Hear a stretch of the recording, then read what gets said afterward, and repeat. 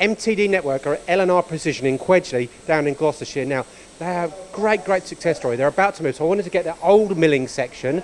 We will return to see their new milling section. This place is going to be twice the size, but I want to showcase what they actually manufacture. Got some great machines, XYZ and it's DMG Mori, but more importantly, let's look at some of the parts. So there, got a nice little part there.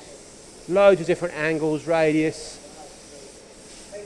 Absolutely fantastic. Tight tolerances on these. There you go. Pop that one. Now the next one, this is made from gauge plate. Again, lots of flats drilled through there,